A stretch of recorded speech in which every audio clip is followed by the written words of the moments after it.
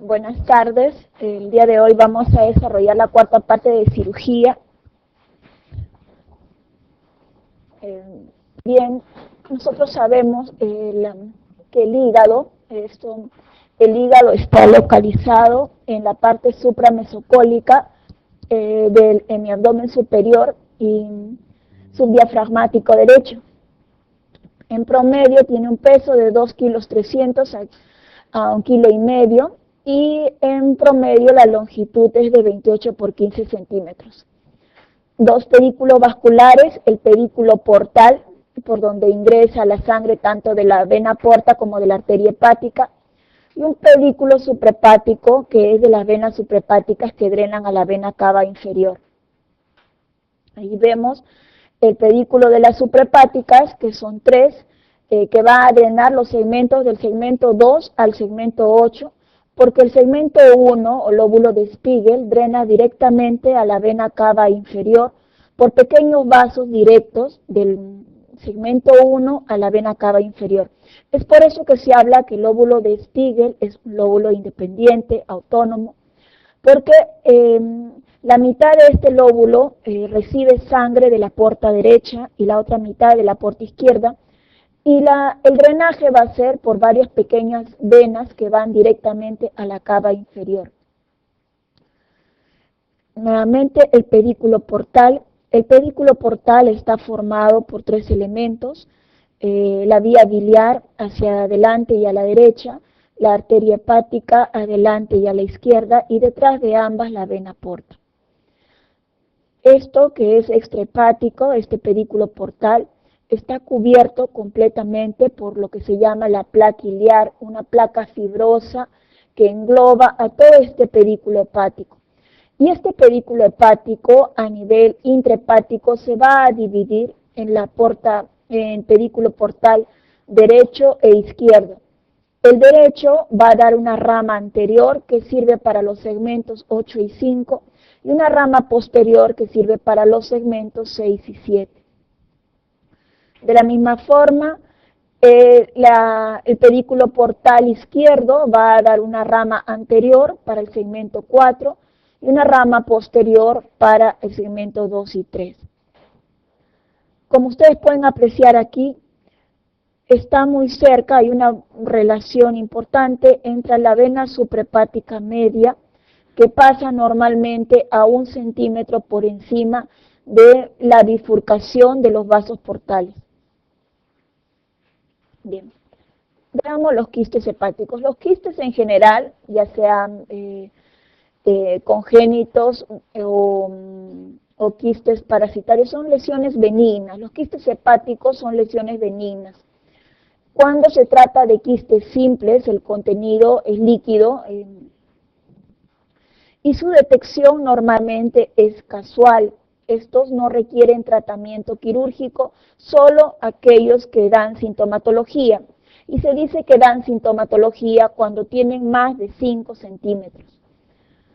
La mayoría de ellos son quistes pequeños, menos de 5 centímetros, que no dan síntomas y se pueden observar a lo largo del tiempo, tampoco tienen potencial de malignidad. En general, los quistes hepáticos se pueden dividir en lo que ya habíamos visto, los quistes simples, también llamados quistes biliares, porque se forman de un epitelio biliar.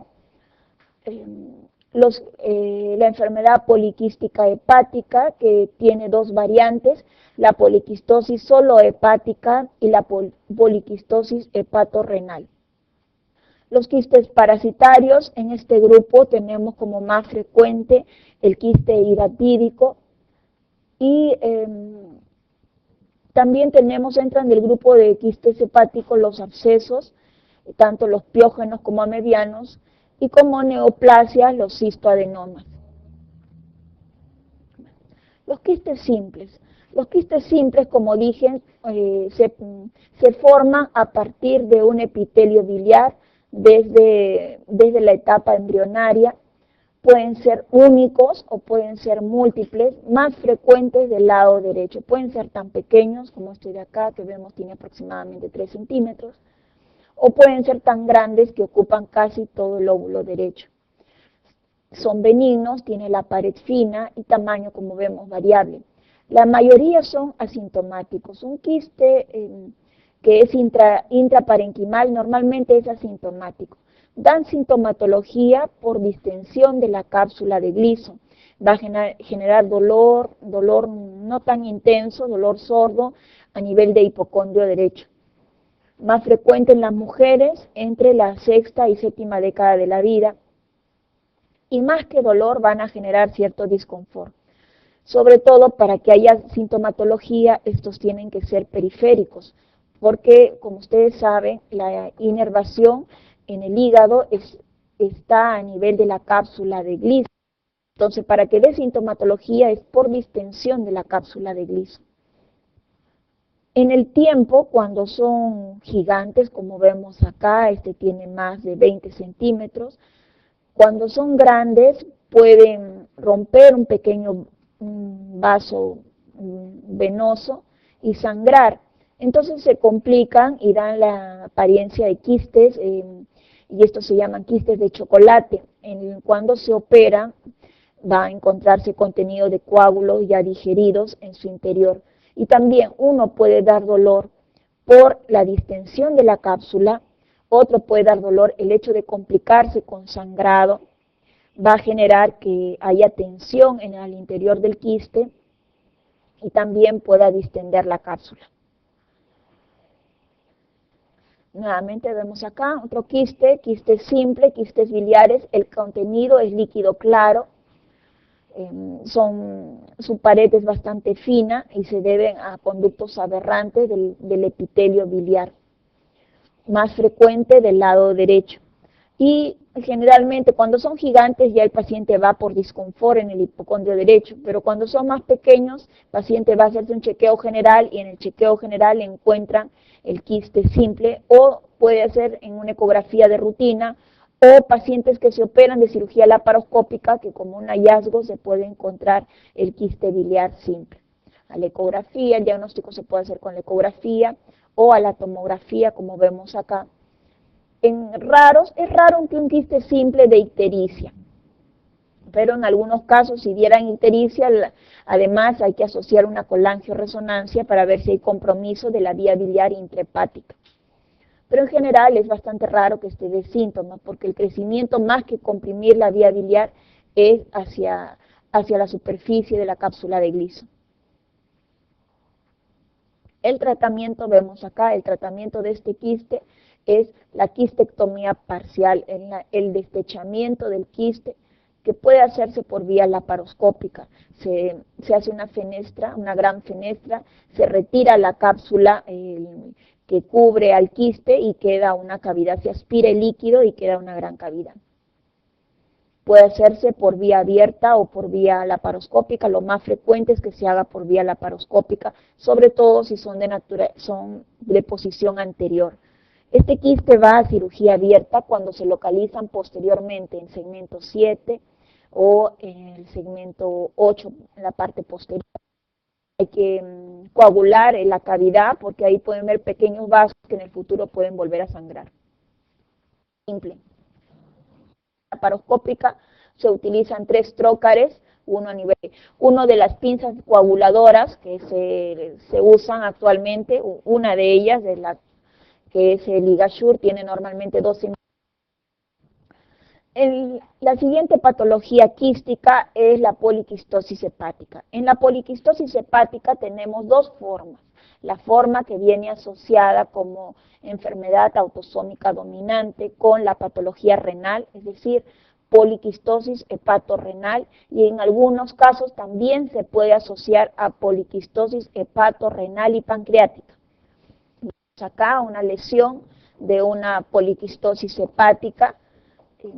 En estos casos, la poliquistosis hepática, cuando es muy severa, si está asociada a problema renal y genera insuficiencia renal, es tributario de un trasplante combinado hepatorrenal. Cuando la afección es menos severa y ataca solamente a un lóbulo o los quistes están más localizados hacia un lóbulo, En este caso se pueden hacer resecciones hepáticas segmentarias de la zona donde hay mayor cantidad de quistes. Hay que informar al paciente que como la enfermedad es una enfermedad hereditaria, la patología va a recurrir y en el tiempo son pacientes que se operan 2, 3 veces hasta que lleguen al trasplante. No de inicio el paciente va al trasplante. Primero se hacen pequeños destechamientos. Cuando ya está en esta forma, como observamos aquí, ya hay que hacer resecciones hepáticas. En este caso se resecó el lóbulo hepático izquierdo, una hepatectomía izquierda. El lóbulo derecho también tiene quistes, pero en menor cantidad. Y ese a la larga va a terminar igual. Cuando ya el paciente esté... Estos pacientes demoran en hacer insuficiencia hepática, pero cuando ya casi no haya parénquima hepático, ya haya un perfil hepático alterado y el paciente haya llegado a la cirrosis, esto es candidato para trasplante hepático. Está laminado, hay parénquima hepático, múltiples quistes de origen biliar, más frecuente a partir de los 40 años. Algunos lo consideran microamartomas biliares, pero su contenido, al igual que el quiste simple, es un contenido líquido claro. Algunos de ellos se pueden complicar como quistes de chocolate, sobre todo los quistes más grandes. Está asociado, la poliquistosis hepática está asociada a malformaciones arteriovenosas a nivel cerebral, por eso un paciente con enfermedad poliquística hepática hay que descartar que no tenga una malformación arteriovenosa a nivel cerebral, y además están asociados a valvulopatías mitrales. Como dice, la clínica lo va a dar el efecto de masa. Cuando ya está muy avanzada la enfermedad, el efecto de masa puede además comprimir la vena porta y generar hipertensión portal. Como vemos en este caso, hay circulación colateral como signo de hipertensión portal. En la infancia, en los jóvenes adultos, el diagnóstico es incidental al hacer una ecografía de control o por el antecedente familiar. Cuando uno tiene un paciente con poliquistosis hepática, entonces uno le pregunta, ¿quién más de la familia tiene la enfermedad? Ya que es una enfermedad autosómica dominante. Entonces, generalmente los hermanos o en el caso de los padres, uno de ellos ha tenido, y entonces hacen chequeos generales a sus hijos para descartar la enfermedad. El diagnóstico se hace a las imágenes de ecografía. En la ecografía se observan lesiones hipoecogénicas múltiples, difusas en todo el parénquima hepático, y a la tomografía abdominopélvica, grandes lesiones quísticas. Aquí, por ejemplo, esta está asociada con poliquistosis renal, vemos aquí el riñón lleno de quistes.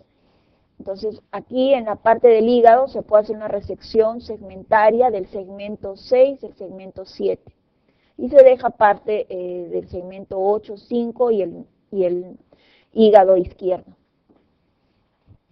Otro cuadro, aquí por ejemplo este paciente que se operó el mes pasado en el servicio, poliquistosis hepatorrenal, era la primera cirugía en el paciente. Acá, como la mayor afectación está del lado izquierdo, hepatectomía izquierda, ustedes ven que el lado derecho sigue con enfermedad. Acá se despechan los que son periféricos, se hace destechamiento de los quistes periféricos, porque aquí todavía hay parénquima hepático. Esto va a recurrir en el tiempo, va a requerir otra cirugía, y hasta que no haga insuficiencia hepática, que tenga indicación de trasplante. Las punciones, miren, en los pequeños se pueden punzar, hay que destechar lo mejor, hay que aspirar y fenestrar el quiste. Se prefiere hacer electrocoagulación de la zona de la cavidad quística para que demore más en nuevamente formarse otros quistes. Aquí en esta imagen observamos que la mayor patología se encuentra también hacia el lado izquierdo. Se pueden hacer resecciones segmentarias en este nivel.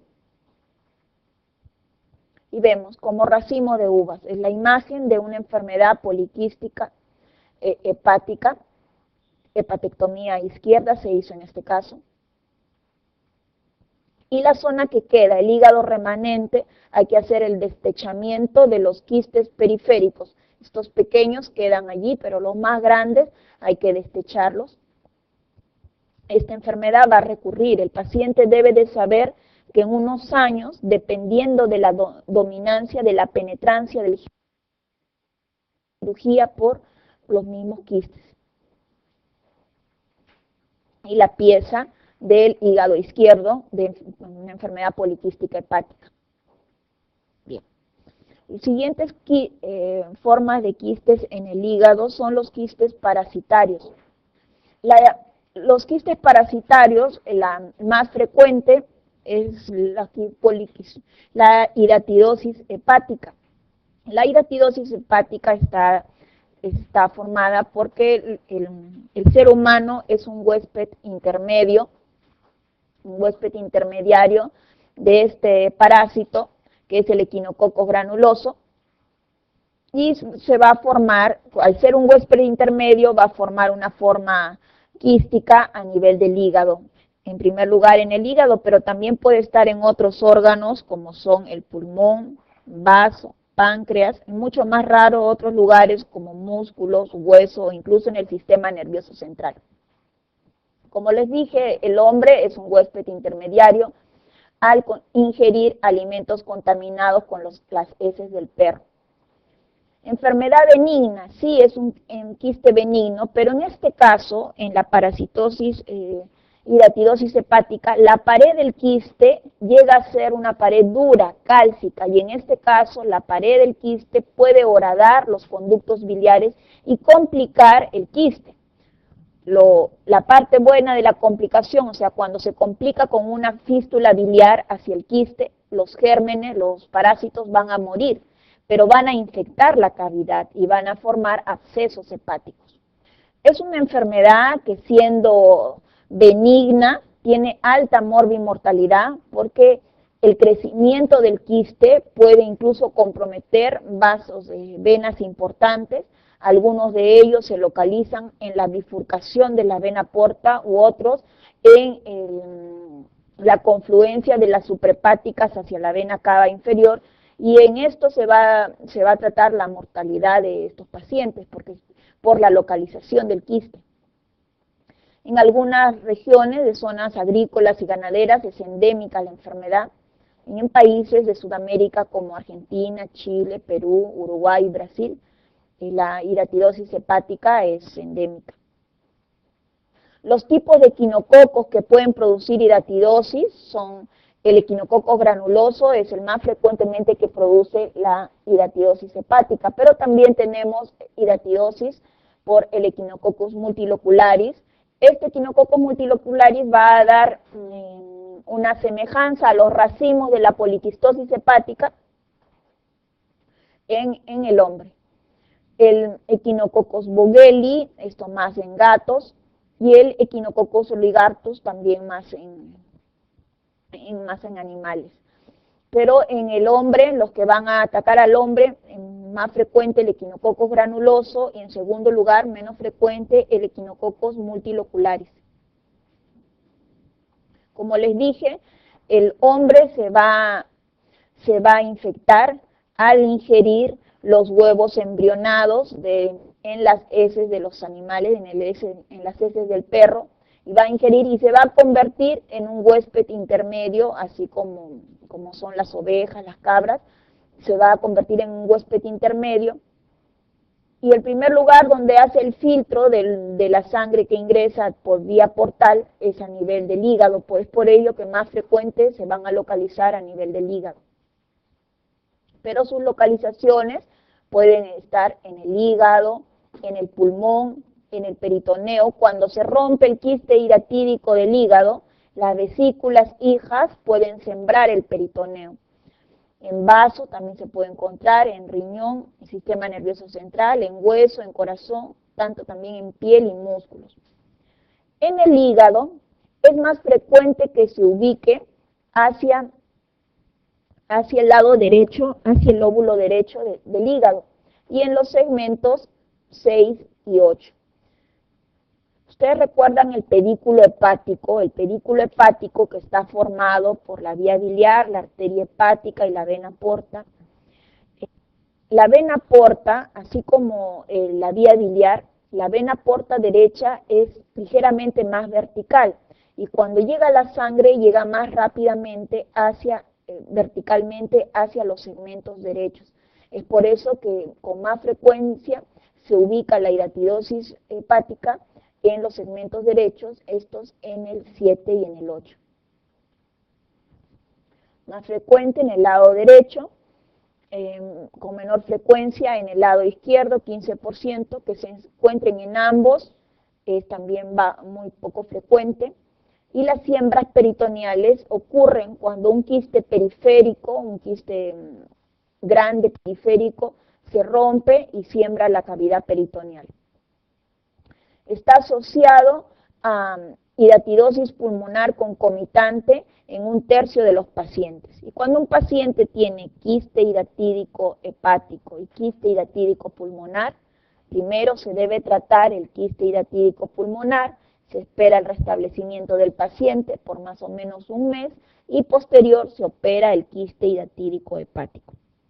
Excepto que el quiste hidatídico hepático esté complicado y se forme un absceso hepático. En este caso, la urgencia de tratar la lesión hepática se debe a la complicación de infección.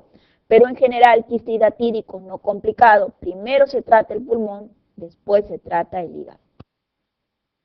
La clínica va a estar dada por tamaño y por distensión de la cápsula. Normalmente son asintomáticos por mucho tiempo. Se dice que el quiste aumenta 1 centímetro en tamaño por año. Al diagnóstico, normalmente los quistes tienen más de 10 centímetros, es decir, han sido asintomáticos por muchos años. El diagnóstico es accidental por imágenes, ya sea a la ecografía abdominal o a la tomografía, o puede verse como un tumor palpable, indoloro. Puede presentarse con cólico biliar cuando se complica, o sea, el quiste orada a un pequeño conducto biliar y a través de este pequeño conducto biliar va a viajar la arenilla del quiste hidatídico. Entonces puede viajar la arenilla, puede viajar las vesículas hijas y entonces van a hacer efecto de cálculo, o sea, presencia de cuerpo extraño dentro de la vía biliar como si fueran cálculos y va a haber cólico biliar. En estos casos, cuando se rompen, pueden haber también prurito. Al examen hay una hepatomegalia y va a haber, como más frecuentes son que se encuentren en el segmento 7 y 8, cuando están en el segmento 8 van a elevar la cúpula diafragmática del lado derecho. Entonces hay una elevación del hemidiafragma derecho. En los exámenes, en el laboratorio vamos a tener en el hemograma, hay eosinofilia, mayor de 5%, va a haber leucocitosis. El perfil hepático, cuando hay compromiso de la vía biliar, hay un perfil hepático colestásico, y esto me sugiere de que hay compromiso de la vía biliar o que se ha roto un conducto biliar.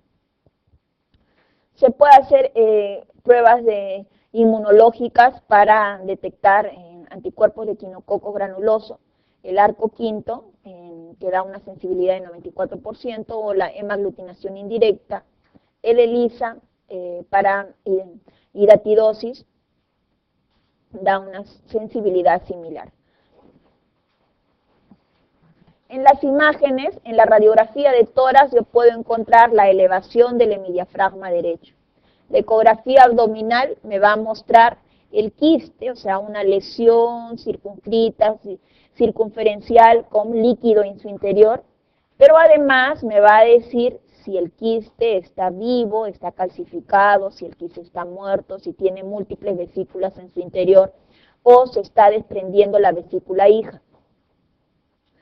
A la tomografía también se puede observar si el quiste está complicado o no y qué estructuras están cercanas a si la vía biliar está cercana o los vasos portales o las venas suprahepáticas.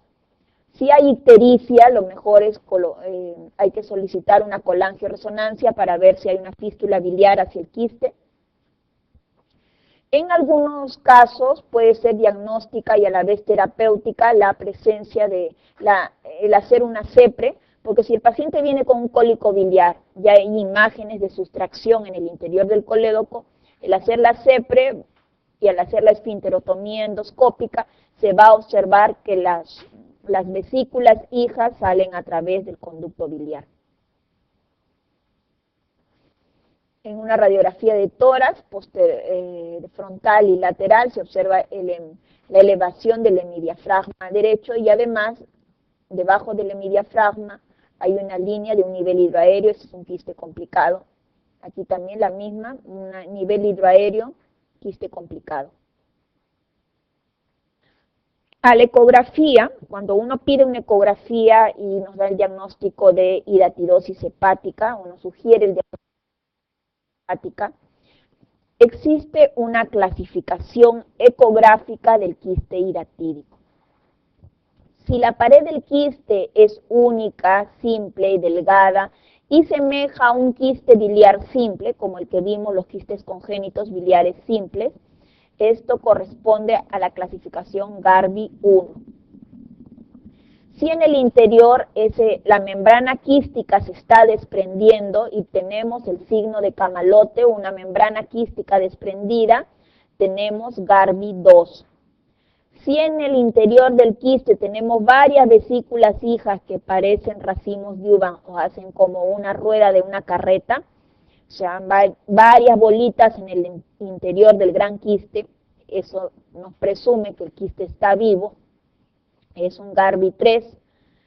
Y si el quiste está complicado con una vía biliar, las vesículas hijas se van a morir y vamos a tener un material heterogéneo entre sólido y líquido en el interior del quiste.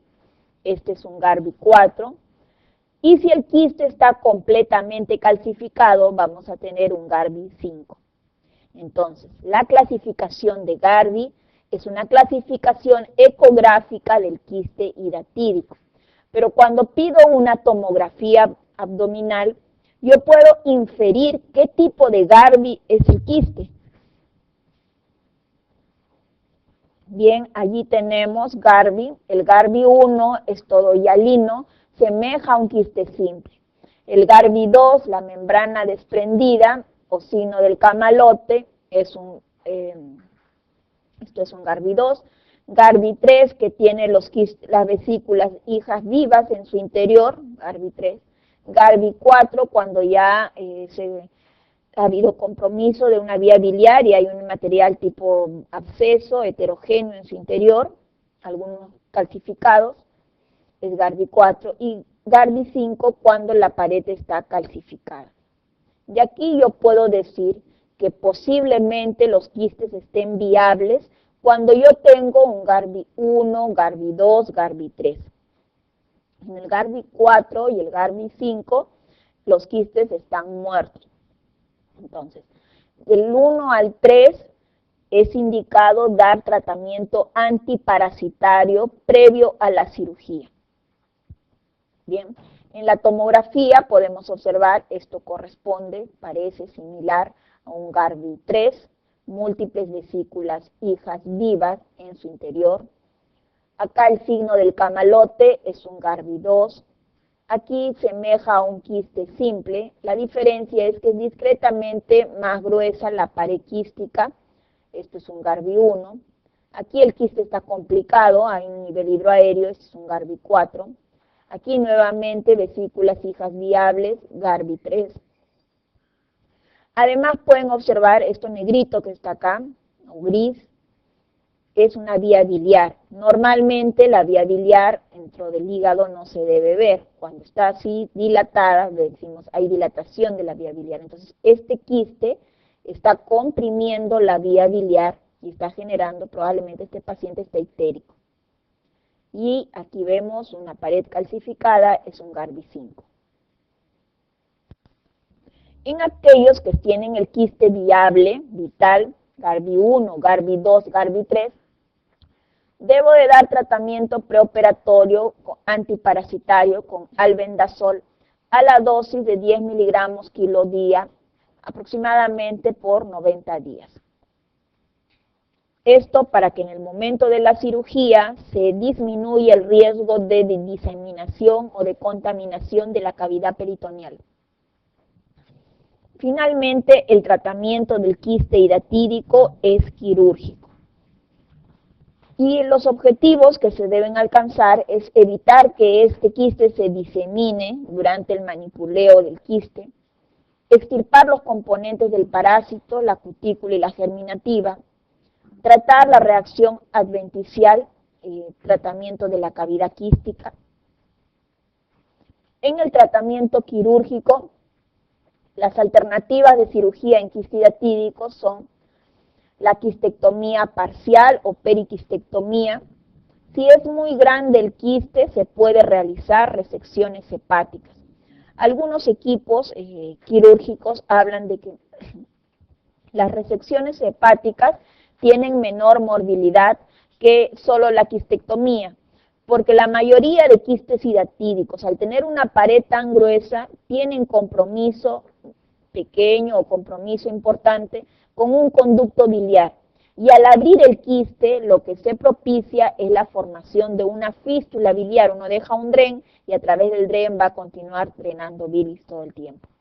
Entonces, ante eso, algunos dicen, es mejor, por ejemplo aquí, es mejor ir por el parénquima sano, porque el resto del hígado es parénquima sano, ir y resecar el parénquima sano. Entonces, el área de transección, el área de corte, es una zona que no vamos a dejar fístula biliar.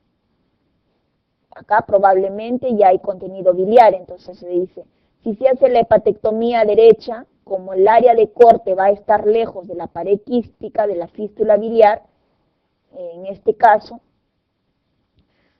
va a ser más limpio y se disminuye el riesgo de fístulas biliares. Pero por otro lado, lo que la cirugía conservadora dice se está llevando parénquima sano de un paciente con enfermedad hepática benigna. Bien, pero están dentro del arsenal quirúrgico las quistectomías, las periquistectomías, las resecciones hepáticas que pueden ser segmentectomías de acuerdo a su localización o lobectomías.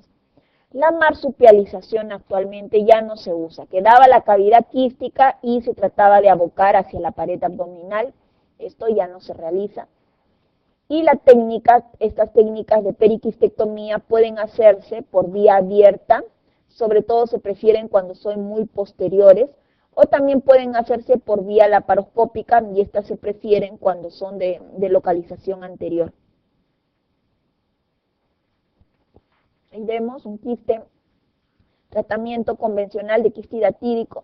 Este está complicado con vía biliar, un color amarillento. Normalmente la coloración del quiste es blanquecino, las vesículas son blanquecinas. Esta coloración amarillenta me habla de compromiso de la vía biliar. Se puede hacer la quistectomía parcial, se destecha el quiste y se deja la cavidad. Hay que proteger alrededor del peritoneo con cloruro hipertónico, a fin de que si sale parte del líquido no contamine la cavidad. Hay que punzar, aspirar y llenar suero hipertónico. Hay que resecar la adventicia. Hay que revisar si hay compromiso de la vía biliar. Si hay pequeños conductos biliares que drenan bilis, se puede colocar puntos hemostáticos. Y se debe dejar un buen drenaje, un drenaje tubular en la cavidad quística. En los abscesos hepáticos. Los abscesos hepáticos pueden ser de dos tipos, los abscesos piógenos o los abscesos amedianos. Es una acumulación purulenta de contenido líquido en el hígado. En el caso de los amedianos está causado por la entomoeba histolítica, y en los casos de los piógenos están formados por las bacterias. La bacteria más comprometida en el absceso piógeno es la Escherichia coli. ¿Por qué? Porque los abscesos piógenos más frecuentemente se deben a colangitis supurativas ascendentes. Y en la colangitis, el principal germen comprometido es la Escherichia coli. Entonces, esta colangitis genera abscesos hepáticos, entonces lo más frecuente debido a Escherichia coli. En el amebiano, antes del absceso amebiano va a haber la infestación intraluminal y van a haber manifestaciones extraintestinales amebianas también. Es típico de países tropicales y de áreas endémicas, más frecuente en los varones que las mujeres en la relación de 10:1, y el grupo etario más afectado son de 18 a 50 años, más frecuente también en el lóbulo hepático derecho. Se presenta en países en vías de desarrollo asociado a pobreza, en deficiencia de las condiciones sanitarias, o cuando algún paciente viaje a áreas endémicas. Se puede presentar desde meses después del viaje o hasta años después del viaje. Está asociado a hacinamiento y también a homosexualidad. La vía de transmisión es también fecal-oral, es por la ingesta de quistes maduros, por contaminación con quistes maduros por la cavidad oral, y se van a formar estos quistes más frecuentes en el lóbulo hepático derecho. Más que la entomoebis histolítica en sí, la reacción inflamatoria que el organismo, que el huésped desarrolla hacia el germen, hacia el parásito, va a generar una destrucción del parénquima. Entonces, el proceso inflamatorio que el huésped desarrolla alrededor de la infección va a generar destrucción, y la destrucción genera un sangrado. Es por eso que el contenido líquido del quiste amebiano es un contenido espeso, oscuro, marrón, por sangrado, porque hay destrucción de parénquima. Parte de la cavidad del absceso amebiano se debe a la destrucción del parénquima que el propio organismo hace hacia un cuerpo extraño. En la histología se van a encontrar allí hepatocitos muertos, restos celulares, tejido conectivo, inflamatorio, trofozoitos y células inflamatorias. El líquido del absceso amebiano es un material espeso, de color marrón, inodoro.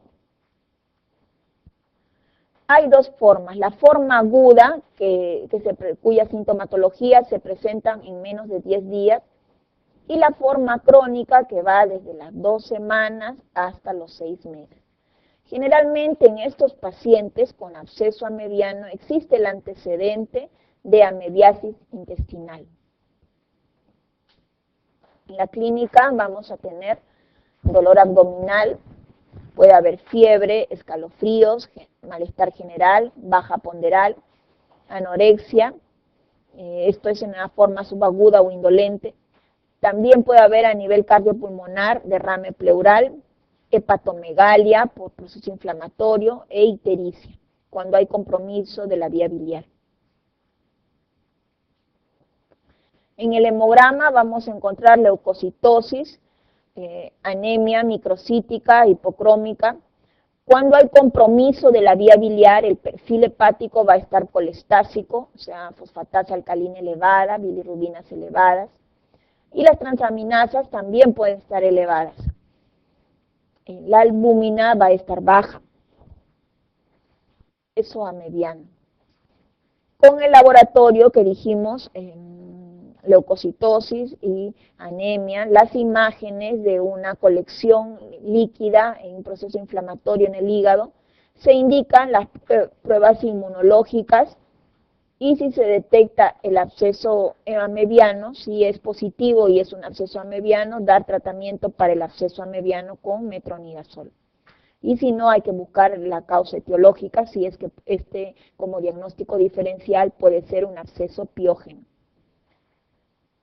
En los exámenes que van a ayudar, en las imágenes que nos van a ayudar al diagnóstico, son la radiografía de tórax, el Evelyn y diafragma, la ecografía abdominal, va a haber una zona líquida, inflamatoria en el hígado, más en el lóbulo hepático derecho.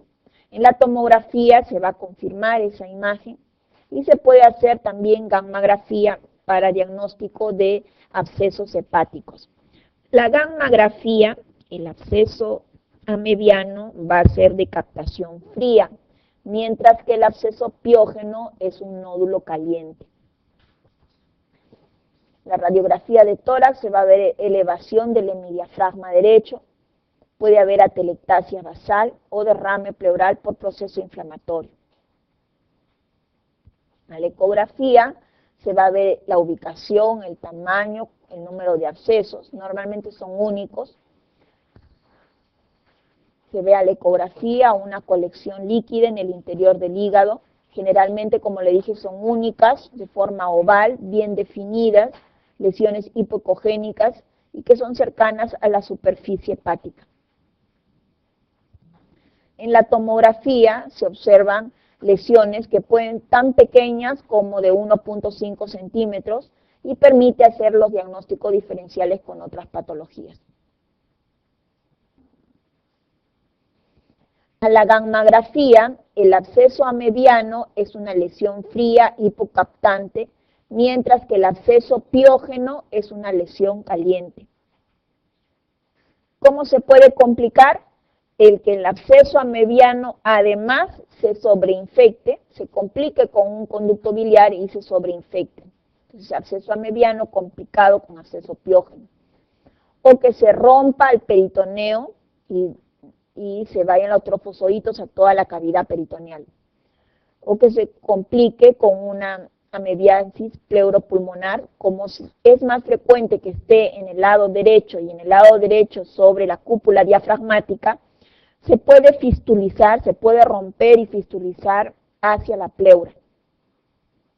O se puede romper hacia otros órganos o puede generar diseminación hemática.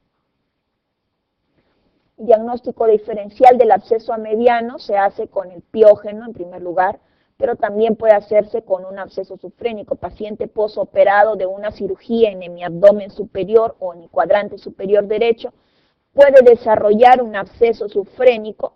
Ustedes saben la localización de los abscesos intraabdominales, en primer lugar, pélvico, en segundo lugar, los subfrénicos, el de ellos, el subfrénico derecho más frecuente, tercero, el subfrénico izquierdo. Entonces, puede parecer o puede simular un absceso subfrénico, o puede simular un piocolecisto, un quiste hiratídico infectado, sobre todo los Garbi4, puede semejar un absceso amediano o un tumor hepático. Tumor hepático que crece rápidamente, el centro se necrosa y el centro al necrosarse se hace líquido y puede simular un absceso. El tratamiento del absceso amediano es tanto médico, con tratamiento antibiótico, como más el tratamiento de drenaje. El mejor drenaje es el drenaje perfutáneo, pero si no se puede, el contenido es muy espeso, es difícil o no está tan periférico el absceso, en ese caso se puede ir al drenaje quirúrgico. Para el tratamiento médico se utiliza el metronidazol por 7 a 10 días a la dosis de 750 miligramos vía oral 3 veces al día o 500 4 veces al día.